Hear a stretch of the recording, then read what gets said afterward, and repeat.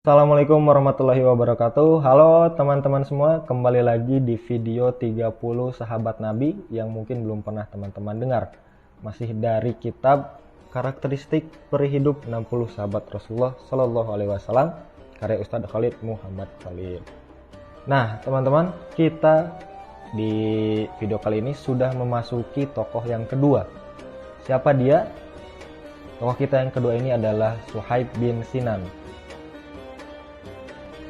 pedagang yang selalu mendapat laba atau keuntungan.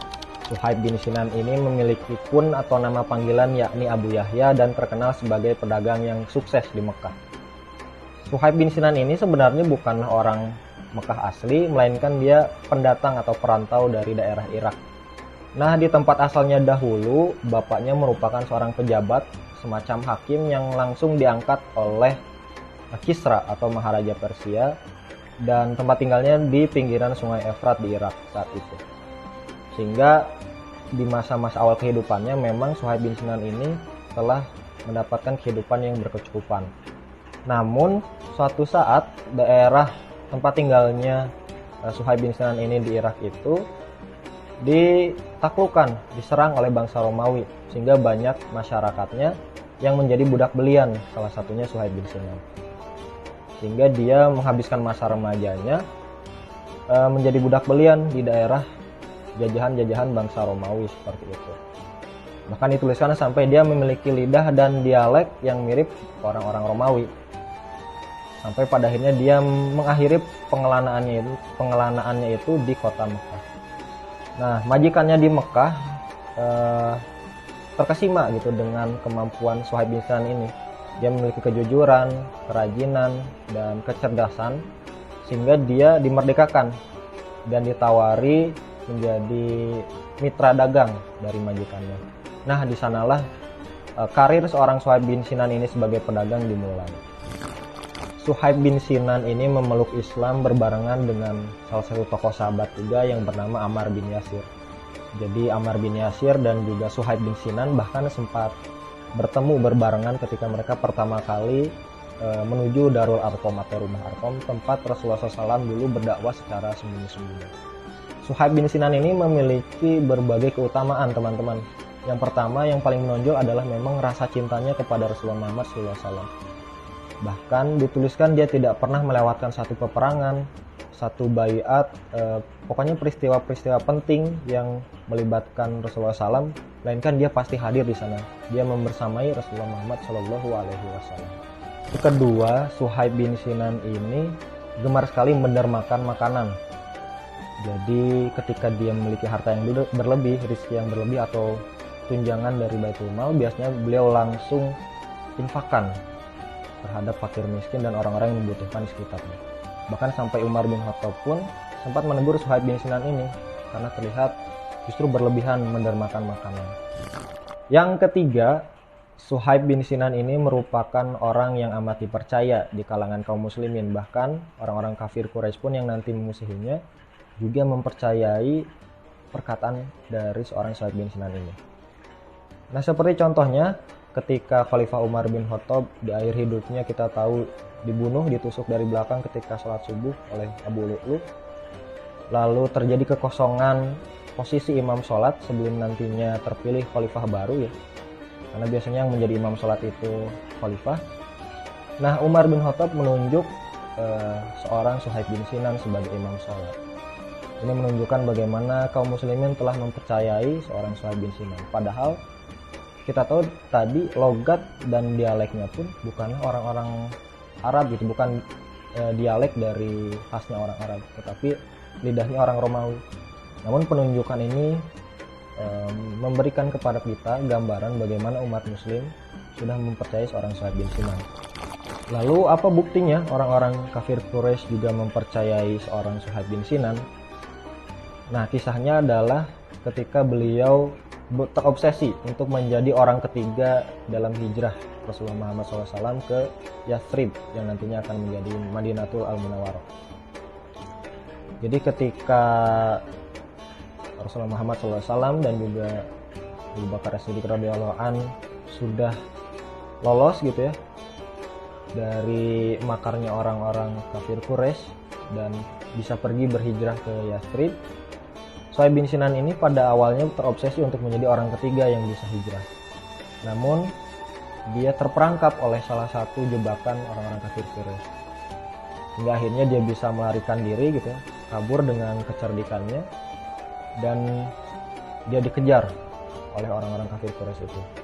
Orang-orang kafir Quraisy mengirimkan pemburu-pemburu terbaik untuk mengejar seorang Suhaib bin Sinan sebelum dia bisa sampai ke Madinah.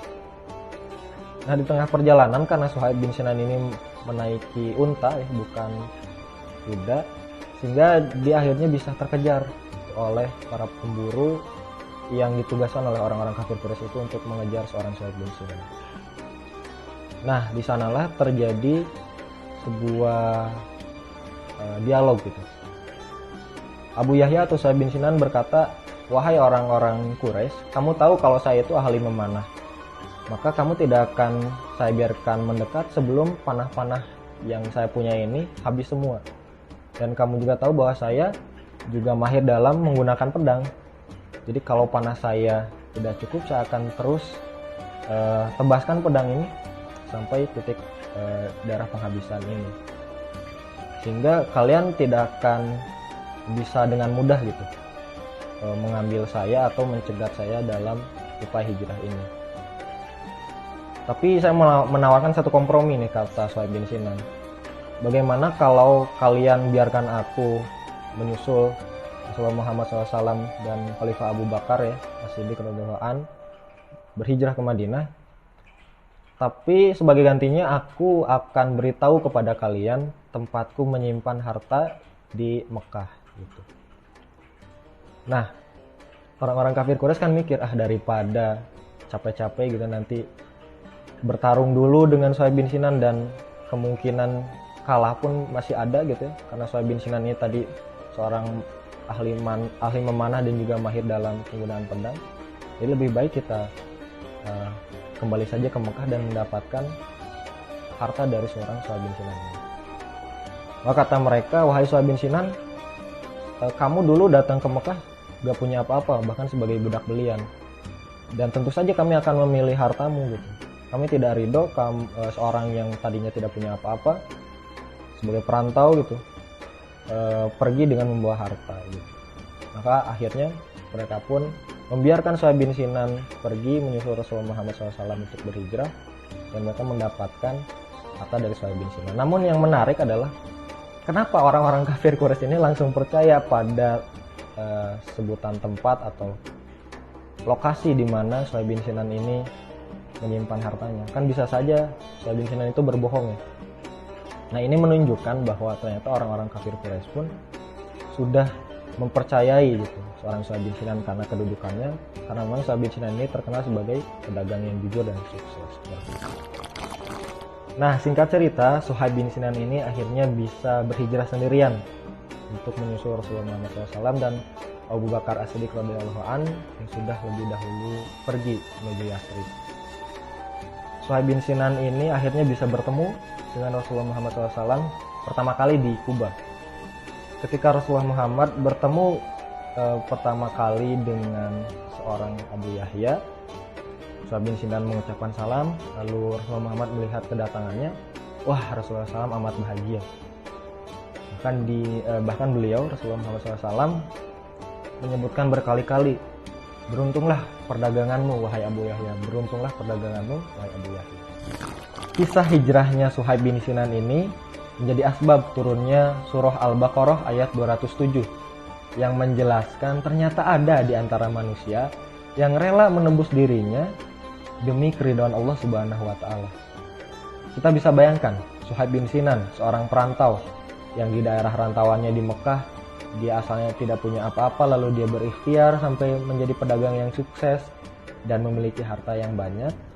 Namun semua itu dia tinggalkan demi bisa berhijrah dan demi bisa menyusul kekasihnya Rasulullah Muhammad SAW.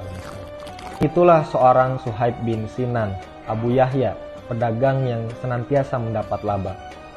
Dari Suhaib bin Sinan kita bisa meneladani banyak hal. Pertama, dari kecintaannya terhadap Rasulullah Muhammad SAW, yang bahkan dia tidak pernah absen untuk membersamai Rasulullah Muhammad SAW dalam peristiwa-peristiwa penting. Yang kedua, dari kegemarannya dalam mendermakan makanan.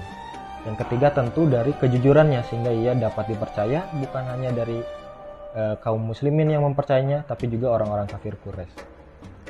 Mudah-mudahan video ini bisa bermanfaat. Terima kasih sudah menonton. Assalamualaikum warahmatullahi wabarakatuh.